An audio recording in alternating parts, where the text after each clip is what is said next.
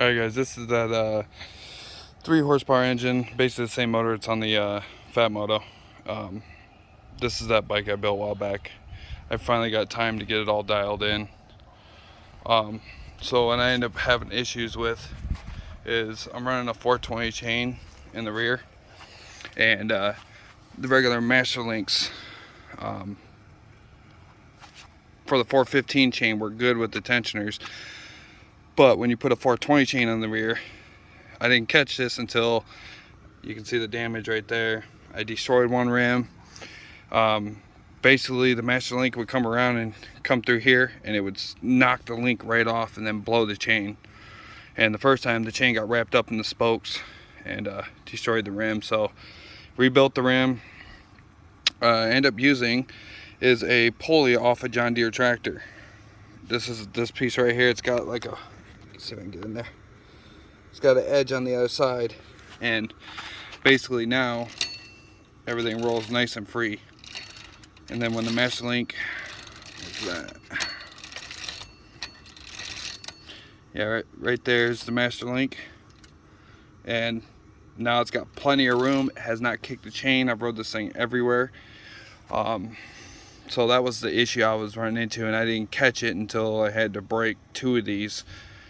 I didn't realize that the master link was actually, even though I have the master link facing the opposite way the chain goes so it doesn't blow it off, it still ripped it off.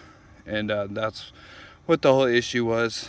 The filter, unless I cut this and move this, there was just no way. So I just used some foam from another filter, and then used some washers and bolted on there. Haven't had a problem since. Been on dirt roads and everything, and the carburetor's still pretty clean inside. But yeah, it's up and going now. Runs really good. Got the tack mounted on the tank right there. And then I end up going, I had these bars. These are actually for like a pit bike. And I put them on. Like how wide they are.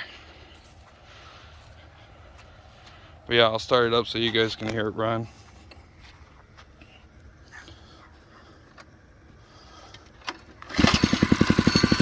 First pole fires right up.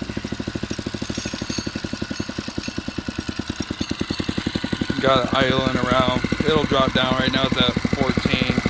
It'll usually sit around 1100 RPM.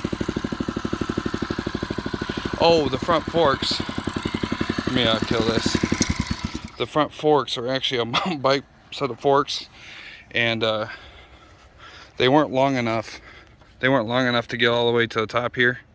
So what I ended up doing is took another set of forks, old junk forks. I cut them and then basically re-welded it all back together to the length I need, and that's how I end up getting these forks to fit this frame. On these beach cruisers, they got real long necks on them, and the style tube you got to use for these frames. I didn't see any set of forks, so I just figured I'd make a set of forks that'll work. And I did run when I welded them together, I did run a tube down the inside so that way I could make sure that the weld would not break, because last thing I want is the forks to come off. And then I'm just running a beach cruiser seat. But yeah, these are the bike berry wheels, which come with the 12 gauge spokes and the seal bearings. And the gearing I'm running is I did have a 9 on here. It was basically doing about 29 mile an hour, so I bumped this up to a 11 tooth to a 52 tooth in the rear.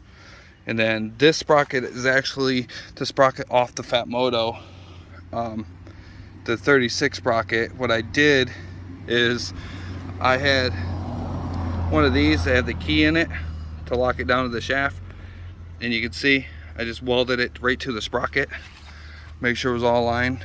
And that's how because I could not find a 36 sprocket that's 35 chain and would fit on the shaft, and the sprocket this came with was too small, so I would have to run a massive sprocket in the rear to be able to even make it go. And then this is just your regular, I think 9 or 10 tooth clutch.